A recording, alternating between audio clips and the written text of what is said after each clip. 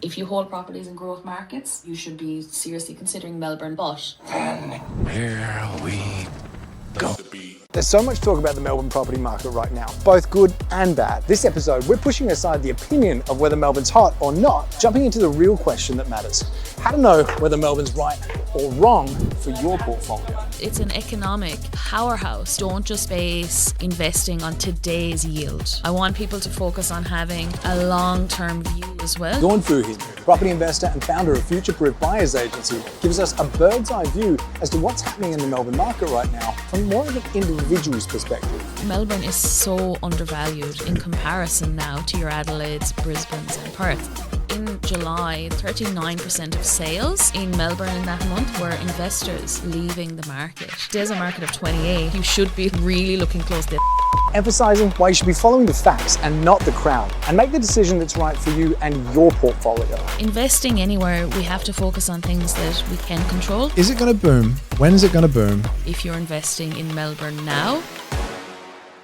So if you've been thinking about buying into the Melbourne property market, but not sure if it's the right or wrong decision for your portfolio, you're going to enjoy this episode. But remember, this is not financial advice. Talk to a qualified professional before making any purchase. My name's Todd Sloan. This is the Pizza and Property Podcast, and you're listening to my chat with Dawn Fouhy. Dawn Fouhy, how are you? Todd, what is the crack? Well, it's Melbourne apparently. Some people it's a crack up. Some people it's time to crack on. Bit of a split between the market, and I don't know if I used that crack in the segue well, but I'm gotta keep rolling with it. Maybe no one's noticed. Whatever floats your boat. Yeah, why not? But Melbourne, is it going to boom? When is it going to boom? I think it's more of a when than an if, personally. Everyone's got a different opinion on this. But I do know that it's very split in the market, and some people are wanting to prepare themselves for it. Other people are staying away. For those that are wanting to prepare themselves for some good times that are potentially ahead with Melbourne, that's really the flavour of this episode. And something that you and I were discussing off air, and I thought a really good way to kind of visualise the whole utilisation of this episode was something we were talking about with like a holding pattern with planes. Do you care to open that up and share that with everyone? Yeah, for sure. So imagine, guys, that you are the pilot. Well, you're the pilot of your property portfolio. So, you're flying property airlines. That sounds like, it would go out of business pretty quickly. But I'm just picturing a flying house now. Very Wizard of Oz. Yeah. So you've been asked to circle. There's no room on the runways yet, and they don't want you to land. So you have to make sure you have enough fuel to keep circling. It's very much like if you're investing in Melbourne now, the yields are not great. Let's be real. You're going to need to factor in about $250 a week to be able to hold property in Melbourne. Mm-hmm. Melbourne really is the black sheep of the family in the Australian property market at the moment. You've got, the favourite children, Adelaide, Perth, Brisbane, they're the favourites. You've got, Melbourne being sent home from school, it's having detention, it's smoking out the back, its performance is abysmal. Mm-hmm. And you're like, God, am I going to invest any more time in this Melbourne? So its report card just says like lots of potential, needs to focus more. Could do better. Yeah. And so I can relate to that. Unfortunately, so can I. And so completing your analogy is essentially if you've got enough fuel in the tank, you can circle, you can stay in that holding pattern safely, then come down to land, and when everything's right, it's like, cool, you can enjoy yourself. But if you don't have enough fuel in the tank or holding costs, like in the analogy, well, you could come crashing down and it could be a terrible experience. Correct. You can't enter any market blindly. So all investing starts with you establishing your budget and your risk profile. So are you scared to invest in places like, regional Queensland because of flooding? Are you more comfortable with metro cities? Are you wanting to do granny flats? Are you wanting to just hold property that will grow? So you can't just buy in any market blindly, and you certainly can't be wandering around Melbourne like Stevie Wonder just hand picking a suburb, because you'll end up in a lot of trouble. Well, that's it. It's not, and that's something else that we're going to get into is like the Victorian variants, or like the difference within Melbourne, which we'll unpack shortly in the episode. But if we can jump into this top 3 for when Melbourne might be a good idea for you, but maybe when Melbourne's like probably not quite the right fit. What's the first thing that people really need to be understanding? With Melbourne, what you really need to understand is if you already are an investor and you have a property in Perth, you have a property in Brisbane, and you're looking for that next area, Melbourne could be it for you at a certain price point. What's that price point? Between 500 and 600.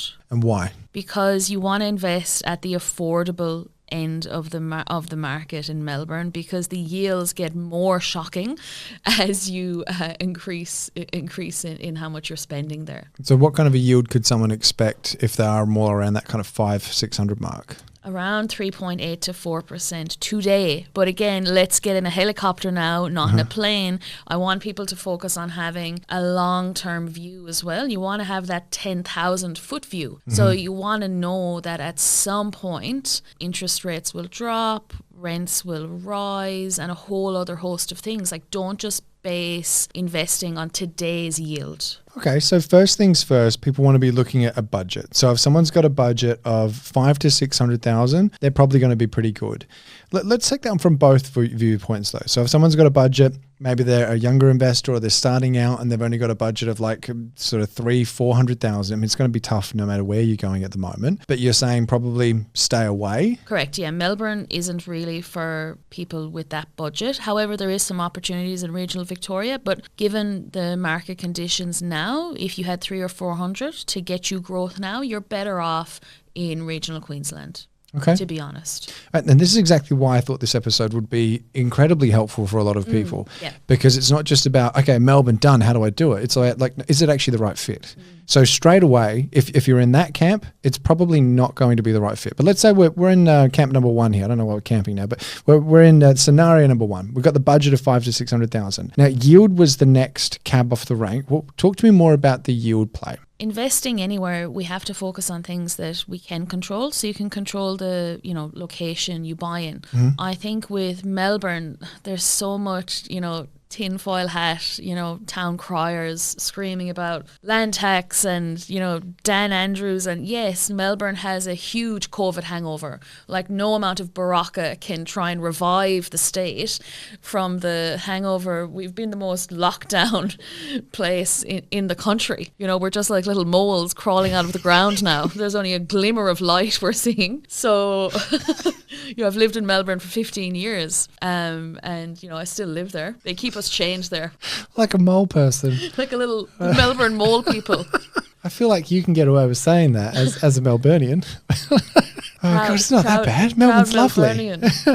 All right, so COVID hangover though, I find that an interesting term. I've never actually heard that. But do you feel a lot of this compression right now or suppression in the market is because of that? It's sentiment. I think that in July, there was an interesting statistic that 39% of sales in Melbourne in that month were investors leaving the market. So when the sentiment is that strong around holding costs, land tax, tenant-centric rights, I think that herd mentality causes people to leave, and maybe they've left prematurely before the DJ has even started playing. They have, cashed out. They're out. But to me, all I hear is opportunity. I'm like, well, in that case, the vacancy rate is going to drop because there's all this, less stock. First home buyers in certain areas of Melbourne, not all, are mopping up this extra stock that's coming. Prices are rising in certain suburbs in Melbourne, and not all. And that's something that we're going to get into shortly as well, is talking about the strength list and the weak list as well. But again, so we'll circle back to that in a sec. So yield wise, what I'm really hearing is you need the budget of 500,000 to 600,000, but you also need to have the cash flow to really be able to hold like essentially a 3.5-4% yield. Correct. But there's a difference between gross yields and net yields. When we were looking at our own portfolio and a property we have in Melbourne versus a few we have in, Townsville and Mackay, our initial holding costs to buy in Melbourne were higher, but the holding costs are higher in regional Queensland because insurances are higher, council rates are higher. And remember, land tax can be changed at any point. So remember when Queensland tried to charge exorbitant land tax? Yes. And that was overturned? That's not to say that not every state is going to lower their threshold. And if you look on the Melbourne government's website, it says that it's currently the land tax in Victoria, the threshold has been lowered to $50,000, but it says that's temporary. It says this has been lowered temporarily. Talk to me about the Victorian government debt. Because do you feel like that's got a bit to do with this? And especially just listening to what you're saying there about a temporary lowering, like more taxes. Do you think it's also the government just going, we're just going to take money from who's got it for now? It's a COVID tax. So it's in Melbourne, it's very much, and Melbourne is a very left-leaning city. It's a very much, eat the rich type of city. But there's a lot of wealth in Melbourne. And I mean like old money, old wealth.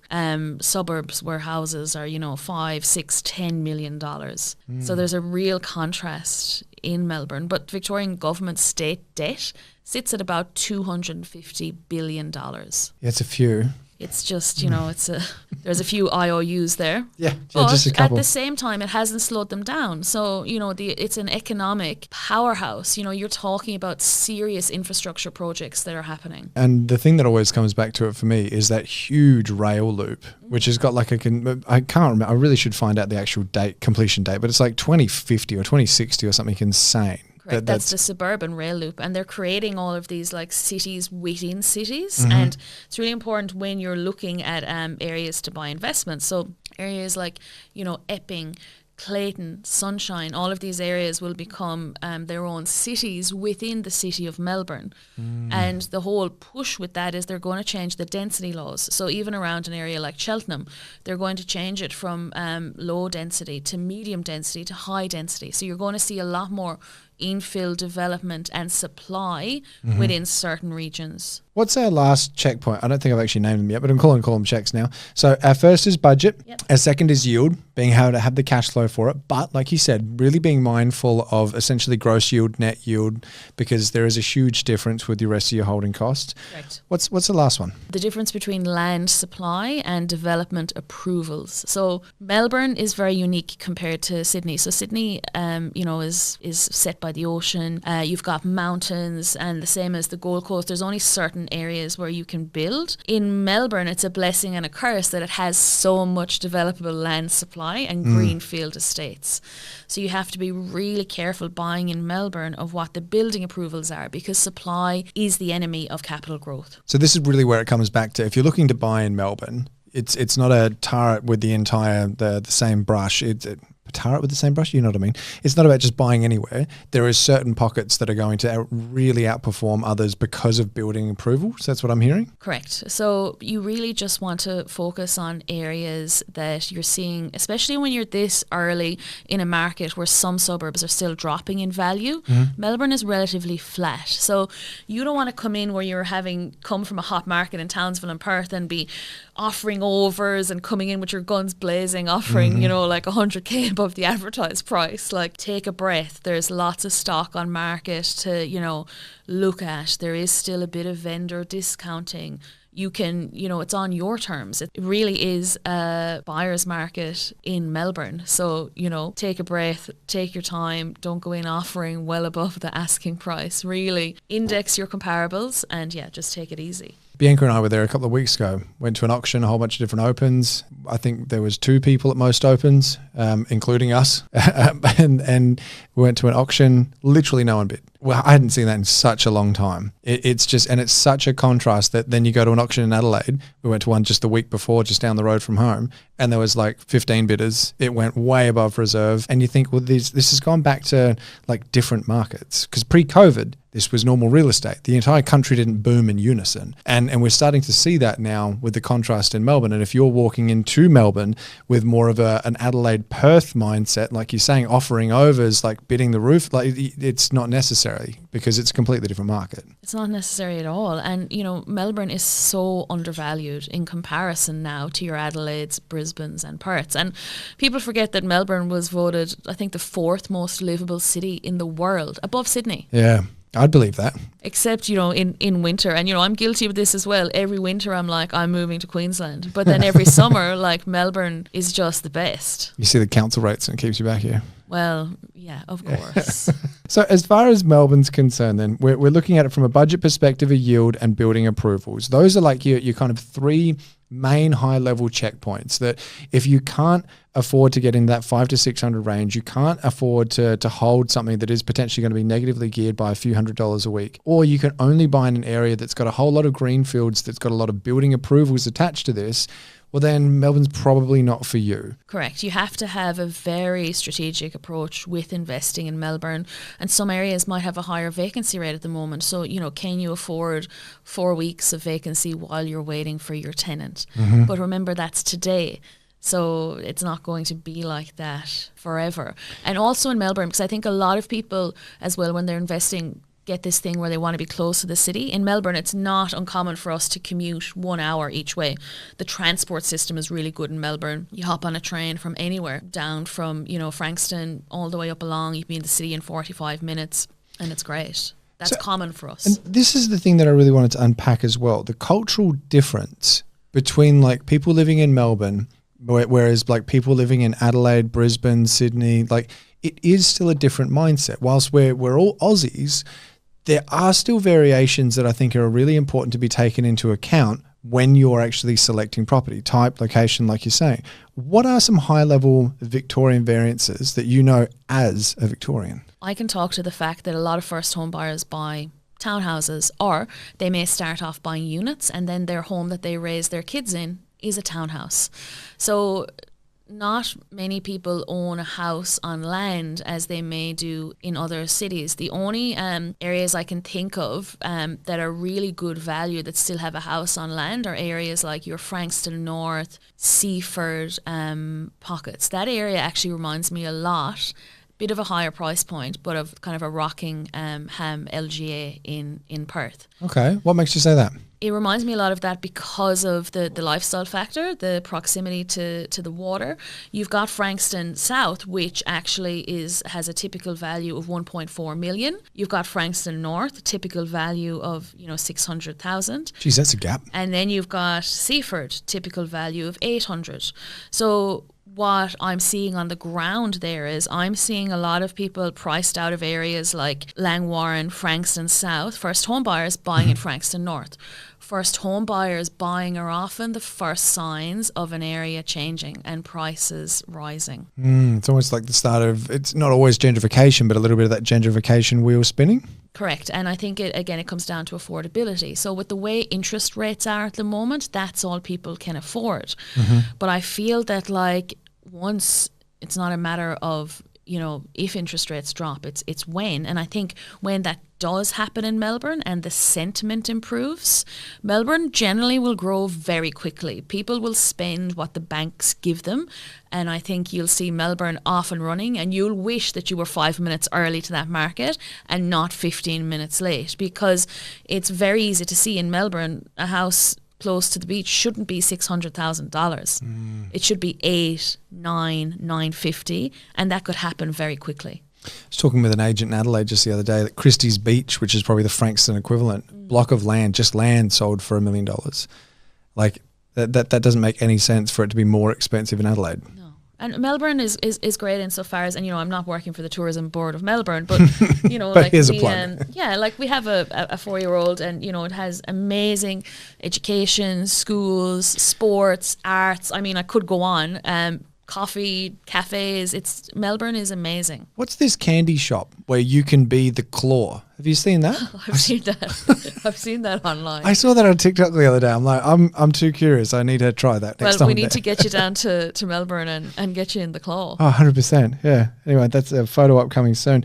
But so when we're talking about the Melbourne variation here, we're talking about townhouses. I feel like, again, in Adelaide, in a lot of pockets in Perth, in Brisbane, you're living in a townhouse, but it's not necessarily like, I want to live in that.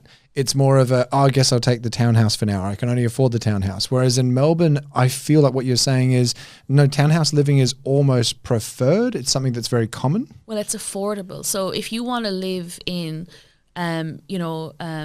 good suburbs where there's good public schools, a lot of people live in townhouses because that's what they can afford. So some townhouses may even start at from 1.3 to 1.4, and then houses on land are 2 million. So that's in areas like Parkdale, Aspendale, Edithville. So there are a lot of places that are desirable in the southeast where people want to live.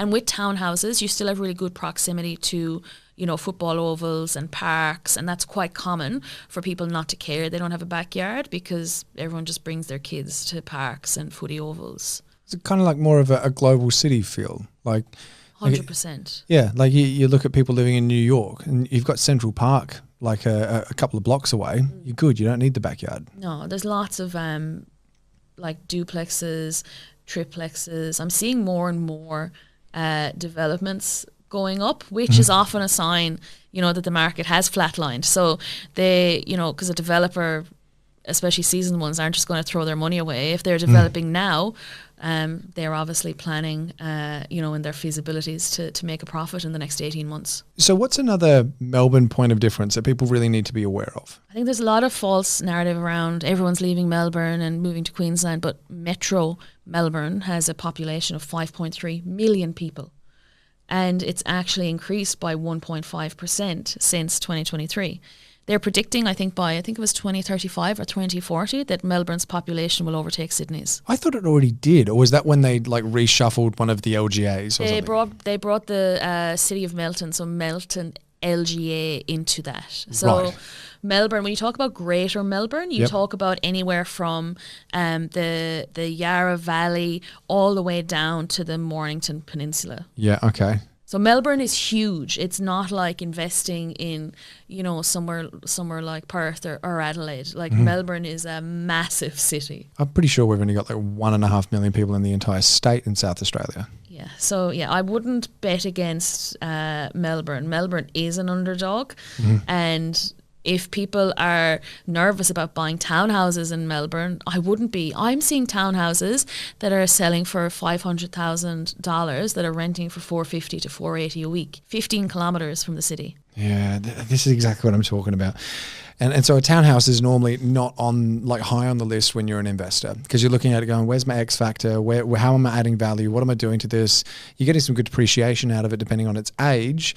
But you're looking at this going, it's not about the X factor side of things. It's about, this is something that people are really happy with as far as locals are concerned, but also it's more of just the undervalued overall. Correct, and it's the price disparity. So in certain suburbs, we're seeing townhouses that are 500,000 and houses that are 800 and climbing. So that price disparity to me, and these are 3-bedroom townhouses. So you couldn't even like really build it for that if you were going to try and do that. Yeah, that's when you know it's good. So yeah, that's the opportunity that I'm seeing. You can't look at Melbourne and think, oh, I need to get a house and land. And remember, everybody out there, not everybody is a developer. So don't go buying stuff in Melbourne if you're uneducated in developing either. Are you talking about buying development sites just because it's a big block of land? Yeah. Yeah, okay.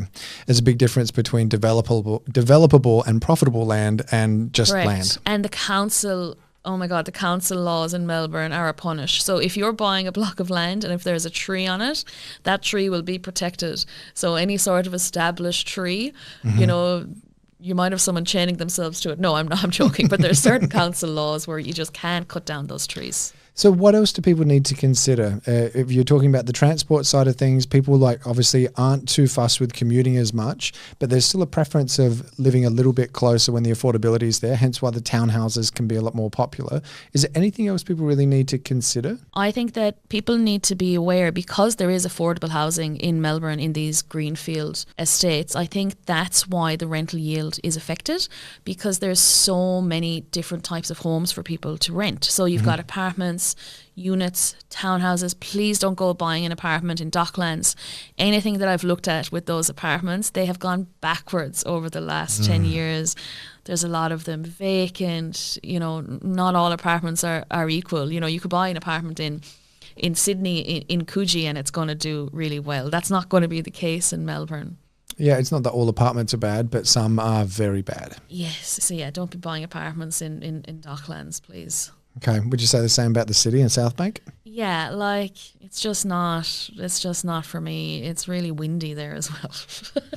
It's windy in the apartment. No, like around that area, it's super windy in Docklands. Like, I mean, for I've never some noticed reason, it's just like this like wind trap, There you go. And Okay. and a lot of areas as well in Melbourne that have been, you know, projected to gentrify for the last 25 years have still not gentrified. And again, that comes down to choice in Melbourne, because Melbourne is so massive. you take a punt on gentrification and you could be burnt. Well, I feel like Docklands, and correct me if I'm wrong here, but that was always like the next spot, but it was urban renewal over gentrification. And it was really people throwing money at it to try and make it cool, and it kind of ended up being Grandpa Simpson in a backwards hat. Like it just didn't quite work. No, it just wasn't landing. It's just this oversupply of, apartments that nobody wants to live in. Talk to me about the weak list and the strong list. This is what I'm excited about. So again, I'm going to talk about some suburbs in Melton, and before anybody, is like, oh my God, Melton, there's like 6,000 approvals, and there is. So before you start then, are we on the weak list or the strong list? We are on both. So on both? No, I'm joking. Okay. We're on the strong list. I'm joking. Don't hurt yourself. So we're looking at Melton. Are you talking about Melton as an LGA and there's suburbs within Melton? I'm talking about not tarring suburbs with an LGA paintbrush. So Melton is a city, so there is many different suburbs. So I want to focus on affordability first of all. Okay. And I want to focus on trends. So let's focus on Melton West. Melton West. Okay, talk to me about it. Why is Melton West on the strong side? So if we're going off of the principles of investing, the stock on market, so there's 15 listings, 15 in the whole suburb. Their building approvals are at 0.4. You can see the trend. There is a sharp decline in the stock on market. Okay. And then if we look at days on market, they are dropping. They are down to 33. And what's the trend for days on market dropping? What were they like 12 months ago? 12 months ago, they were right up there at above 60. Almost halved or around halved within 12 months. Correct. Okay. And the vacancy rate is 1.1. But the best part about it is that I've seen houses there sell for 400,000 that you can add value to with, a kitchen bathroom reno, and then ones that are a bit renoed selling in the 500s. And so just to timestamp this, so you and I are recording this around September 2024. This isn't something that was done early 2023 or anything crazy like that. And you're saying you can still pick up houses in the 4s? You should not be able to, 40 kilometres from Melbourne, CBD, pick up houses in the 400,000s. Yes, the yield is still bad. Yes, you might be waiting a while to have a tenant. But if you can pick that up now and hold it, there is no question that you will be very happy in 3 years' time. I'm sure people are on the maps now, looking at Google Maps. Yes, there is land around Melton, West particularly. But remember, building approvals in that suburb are low. They are 0.4. So what would it take for that to just switch? Is it like a release from the government for more land, or is it? Well, it's not just the government. You have to have, developers. You have to have money to put into these projects. But there's already development happening in other areas in the city of Melton. So an area that I wouldn't go near is an area like Aintree. So Aintree is another one of these, it's not as established as Melton West. And its building approvals is at like 3%. Yeah, right. Okay. Is this also, I'm just following a line of logic with this. When it's almost cheaper, or by the sounds of things, it actually is cheaper to buy an established house than it is to build one, because $400,000, you're basically getting the land for free and just getting a house, or however you want to look at it. And these are 600 square metre blocks of land as well. So if you're going to buy a 600 square metre block of land and build a house, you're not getting away with that for $400,000. Definitely not. So why would you build? For sure. And even if you can get a house there for 500,000, you can look at it the way of, I see people buying for 600,000 in Townsville or 600,000 in Mackay. You could buy an established house in Melbourne that's good to go, brick, solid, 4 beds, 2 baths for 550 out there on 600 square meters that you don't need to do anything to. Sure, it's only renting for 500, but that's today. It won't rent for 500 forever. All right, so we're kind of going between the strong list and the weak list, but we've got Aintree on here on the first one, but not in like a number one order. But I want to learn more about why it's on here. Is it just because there's a whole lot of building approvals, or is there other factors making you go, no, this is weak for several reasons? Well, you want to look at the amount of, stock on market, and there's like nearly 4 months worth of stock on market there. There's houses like actively being built there and going up. There's still people buying land there. Days on market are 60 and vacancy rate is 3. 3%? Yes. So if you're a renter, it sounds like it's a renter's paradise at the moment. Well, it is, because these newer houses are selling for 800,000. So go back again. In contrast, Melton West, you're buying an established house in the 500,000s. And possibly in the 4 if you're happy to roll up your sleeves. Yes, like, you know, and it'll just be cosmetic stuff like floors, kitchens. I know your renovator's brain is like, you're like, get stuck in. Yeah, you know what I'm doing as soon as we finish recording this. You're heading off to Melton West. I know, and everybody else, wait until I get a few more properties. Okay, so Aintree's on the weak list. Melton West, we're on the strong list. All right, what's the next on the list? You want to do strong or weak? Strong. So this is one of my favourite suburbs in Melbourne at the moment, and it is Taylor's Hill. Taylor's Hill. And why do we like Taylor's Hill? So Taylor's Hill is starting at a higher price point. Typical value is around 800,000. But every auction is at least 10 owner-occupiers vying for a home there. This is still in the city of Melton, but it's closer in, so it's about 20 kilometres to the city. So is that closer to like the Deer Park, Sunshine West kind of side? Yeah, correct. Yeah, okay. Yeah, it's a lot closer in. And with this suburb, there's only 9% of renters in the whole suburb. 9%? That is tiny. Yeah, it's very owner-occupier driven. So this is what bothers me when people say, oh, you know, Melbourne isn't growing and everyone's leaving, and it's not in all pockets. Like the stock on market in this area, there are 7 listings at the moment, 7. Building approvals, 0.1. Inventory, 0.6. And days on market, 26. If you look at the trend, it is like, you know, so this is exactly what you want to see. Okay, so there is a lot of competition in Taylor's Hill. Now, as far as the investing side of things is concerned, though, if you're saying typical price is normally around the 800,000, I've got a feeling you're about to hit it with a yield of like 3% or so. Yeah, the yield is about 3.8%. Yeah, okay. So holding costs, you're going to be a bit higher. But as far as people fighting out that aren't investors that are falling in love with it, your likelihood is going to be much, much higher. So if you're, because I'm sure you get a lot of, investors who listen, they might have varying budgets. So again, if you're into, timing markets and you want to get in something that's heavily owner occupied driven, and you want to ride the wave of the Melbourne boom, and maybe get out again before the peak of the market, maybe a lot of these owner occupier areas may be something to have a look at. Very interesting. Is there anything else about Taylor's Hill that you'd like to chuck in before we move on to the next one?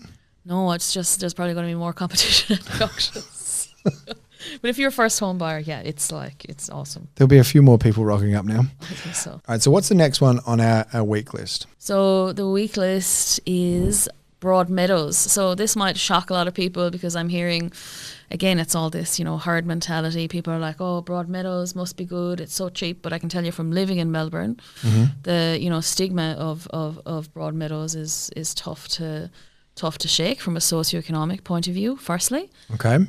Secondly, you're talking about an area with 50% of renters, so it's already heavily leveraged by investors. So Broadmeadows, are we talking, if we look at some comparables, like comparable areas state to state, what are we looking at? Like the Elizabeth of Adelaide, the Mount Druitt of Sydney? The Armidale of Perth. But remember, Armidale and Perth, the reason why that grew so much is because of the affordability for the local population. You were starting off at price ranges in the high 200s, low 300s. Okay. Broadmeadows, you were already starting where it's peak affordability for the local demographic at a typical price of $570,000. So in my opinion, there is better areas to spend your $560,000 than in Broadmeadows when you have such a breadth of locations to choose from in Melbourne. You just have to be really careful not listening to people who are not living in Melbourne on where to invest. And the data does not stack up there at the moment, and the building approvals are actually quite high. Talk to me more about the data side of things. So what's a median price or typical price, I think you're referring? So the typical buy price there is $564,000.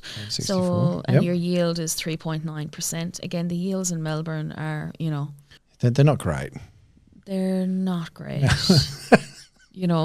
But again, capital growth gets us wealthy.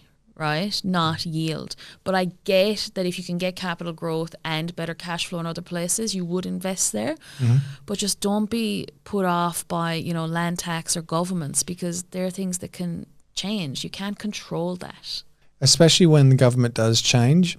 And I don't want to open this up as a Labor Liberal debate because honestly, I don't care until politicians are held accountable to the promises they make. I don't really pay as much attention as maybe I should. But I do pay close enough attention to know that it is going to make a difference, and a lot of people do really follow that quite closely. So I'd be surprised if it did switch over to a Liberal state if we don't see a lot of positive knock-on effect for property investors. Correct. But I think the interest rate will really ignite Melbourne. It's just waiting for that sentiment shift. It's like Perth. It's like, 2 years ago when we were buying in Perth, we were getting heaps of stick going, it's just a mining town, and but now all of a sudden everyone wants to pile in there. I feel like any of us who are now looking at Melbourne with this long-term lens, we're circling. We've got the fuel there, we've got the reserves. You can afford the $200 a week negative, or in our other areas you might only be $150 a week. It'll cost you less to hold than Townsville. I think they're going to be very happy in a few years' time. All right, so Broadmeadows, no go. Not for now. And again, this data could change at any point because remember, we're talking about the bottom of a market. But yeah, you just have to be really careful at the bottom of a market because some areas still have rising supply and are still dropping in value. What were the days on market for Broadmeadows? Well, it's interesting because the days on market are actually good. So the days on market are 27, and that's pretty rapid. Yeah. Okay, and inventory levels? The stock levels that's like 1 month of stock, and the stock on market is low. But I think that when there's 50% renters in an area, I would just go for somewhere else. And it's at peak affordability for the local demographic. That's a real kicker for me. So for you, it's not that there's not competition in the area at the moment, because it sounds like there is, especially for a weak market, there is some pressure around that market. It's more so to do with if you're spending a typical value of 564, you can probably put that money to better use elsewhere. Correct? Yeah, correct. Gotcha. All right, we've got one left on each. What is our last one left on the week list? Where should people be being, I was going to say stay away from, but being very cautious? This is Digger's Rest. Digger's Rest? Yes. I've never even heard of that. Where is that? So it's a lot of these. Did you just make that up? When you have so many green fields in Melbourne, it's like, eventually suburb names just get, made up. So Digger's Rest. Let's have a crack at this. So building approvals, 10%. Wow. Okay. So yes, the houses look new. They're so nice and shiny, and yes, you can get a newer house for 600,000, and yeah, but there's a lot of them.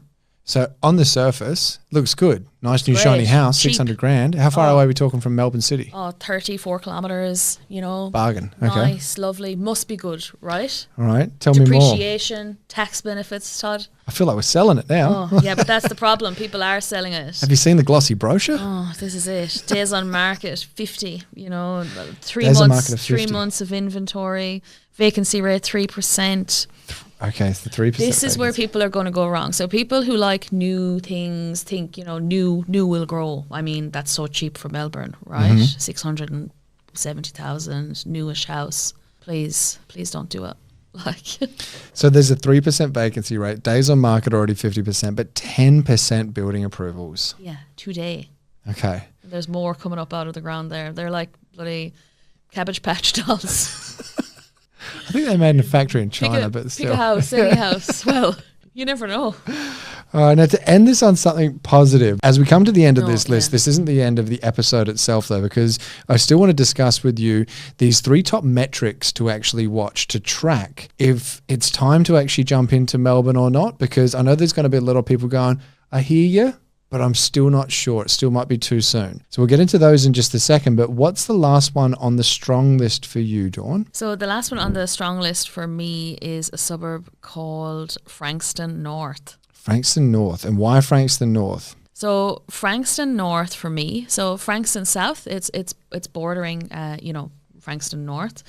Frankston South. Funny that. Shocker. Captain Obvious. Frankston South has a typical value of 1.4 million. Okay, it's pretty next big. door to, Mount Eliza, multi-million-dollar homes, best private schools in Melbourne. Then you've got, Black Sheep, Frankston North. Typical value 600,000. It's such a gap.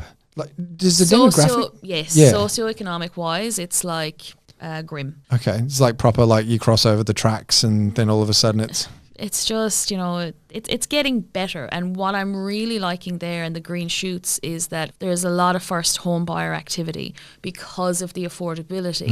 Now, while it might not be affordable for the people who live there now, what I'm seeing for the first time is first home buyers seeing value there. So you can get a 3-bedroom, 1-bathroom house, 600 square meters, 590, 600K.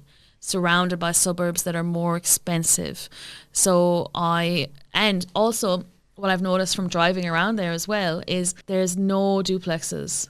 There is no subdivisions. It is all older houses on bigger blocks. So talk to me about that. Why is that a good thing people should pay attention to? Well, it's the opportunity for development in the future. And, while being clear that not everybody is a developer, in the surrounding suburbs, in Seaford, Edithville, seeing a lot of duplexes, triplexes. That's not as common in Frankston North yet.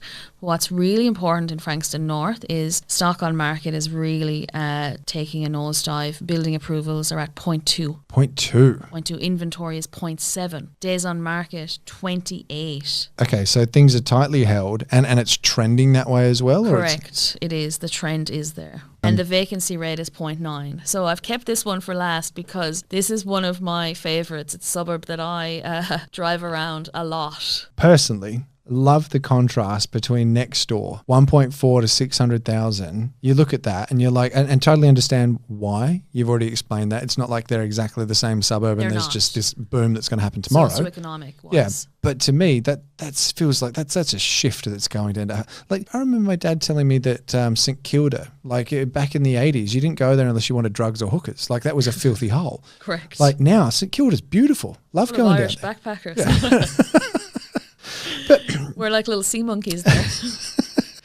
But do you look at Frankston North then under the same guise that in 20 years' time it'll be like, oh, Frankston North? I just see like it having so much potential, and that's based on fact, not opinion, but it's also based on local opinion, living a few suburbs away from there as well. Oh, so you're a proper local to this? Proper local to that area. So Seaford as well. So you've got Seaford, you've got Frankston North, Frankston South. So Seaford's median right on the beach is 800,000. Again, Seaford should not be that cheap either. So you've got this real cluster of strength with Seaford, Frankston North, Carrum Downs. I think because I've been looking at Melbourne for a good few months now from the data, and there's so many suburbs I like.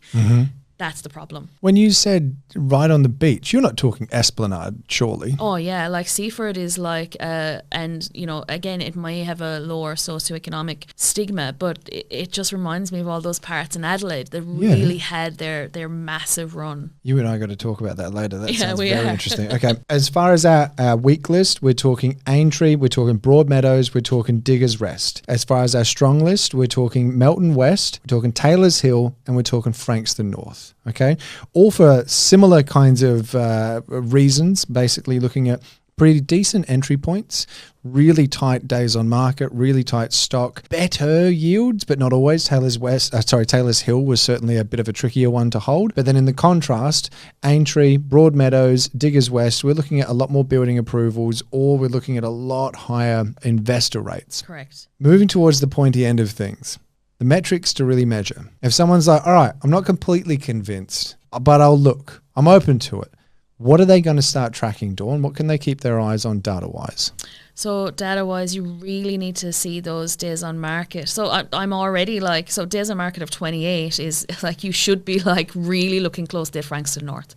Okay. So in a year or 2 years' time, when everybody's chattering about Frankston North, when everybody's chatting about other suburbs that I won't talk about yet, because you really need to look at those days on market. You need to look at the low supply and first home buyers. They are a really interesting part of, the starter market that nobody talks about. Talk to me about how you track that. Well, Well, it's just on the ground knowledge. So talking to real estate agents. So when I'm ringing up talking to real estate agents around this area, I'll always say, how many first home buyers have you got interested? Much investors. And in Frankston North at the moment, for every 10 first home buyers, there's one investor. Yeah, right. Okay. So this is really a market that's being pushed almost completely by first home buyers. Correct. And you're talking about a vacancy rate below 1. And you're talking about areas that can be developed in the future. You can do granny flats. You can pull all sorts of levers. A lot of the homes there are unrenovated. We'll have to take you on a trip down to Frankston North. Yeah, I think you and I will be catching up in Frankston soon. All right, so days on market, first home buyer activity. Yeah. You're getting your days on market from what, like SQM Research, CoreLogic, Yes. that kind of, yeah? Yeah. As far as your first home buyer activity, you're not really getting that from those data sources. This is like your call and local area. Knowledge, yeah. Yep, okay. What's our third metric that we can track? Vacancy rate. Vacancy rate. All right, and what are we looking for? So basically just seeing if it's trending in the right direction. You want to look at the trend. You want to look at that it's dropping. And when do you know? And this is probably the $64 million question. There is no technical answer to this. But for anyone that's like, okay, cool, I'm going to track it. Do I just wait for it to go down 2 months in a row? Is it like, or 3 consecutive months? What do you kind of look at and go, that's enough now? I can see that's going the right direction. And I think that this is where a lot of people can come unstuck, because a lot of it can be that, analysis paralysis. So if you hold properties in growth markets, you should be seriously considering Melbourne now and taking action now. So really focusing on 2 or 3 suburbs that you like, that have days on market less than 30, that have a vacancy rate less than 1, that have building approvals less than 1, that have stock on market less than a month, and really focusing on those areas. So we've discussed some really good areas for you to start with. I would focus on Melton West for its affordability, and I would have a look at Frankston North for its long-term hold. I think you'll probably see more growth in the short term in Melton West, and I think Frankston North may take a little while and an interest rate cut to really get going. But I think there's so much opportunity in Melbourne, so, never bet against the underdog. If you're listening right now and you've just kind of tuned out and you've kind of started looking around the room, or maybe you're on the train and everything's just kind of come back into focus, pull that scrub bar back 30 seconds to a minute and re-listen to what Dawn just said then, because that's absolute gold. Talking about the way that this is a market that is poised for growth, not just opinion-based though, but do you really want to be that person that talks about how they missed the boat with Perth, with Brisbane, with Adelaide? Because this is coming into land right now. And safely. It's had enough fuel to circle. But otherwise, I feel like this has been an episode that is absolutely packed, Dawn. We're talking about the things to make sure you've got in your arsenal if you're actually wanting to firstly invest in Melbourne. You've got to have the budget, 500 to 600,000. If you're below that, it's probably going to be tricky for you. You've got to have the ability to hold because the yields are lower. Let's just point straight to the elephant and go, that's what it is. You've also got to make sure that you don't invest somewhere that's got lots of building approvals already, because as we can see from our strong list and our weak list, it's pretty important.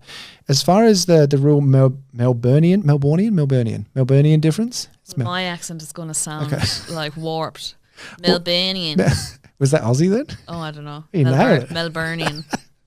The Melbourne difference, the Victorian variance, whatever we're going to call it. Sounds like a COVID strain, the Victorian variance. It does a little bit, doesn't it? Don't we have PTSD? Basically townhouses.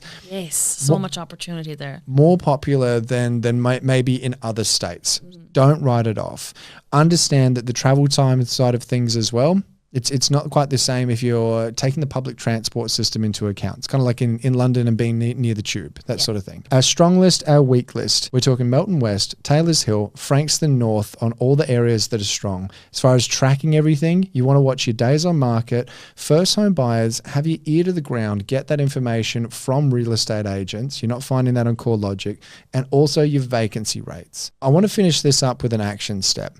If someone's listened to this all and they're sitting there, they're nodding, they're like, absolutely, I hear it, I see it, I'm not missing another opportunity.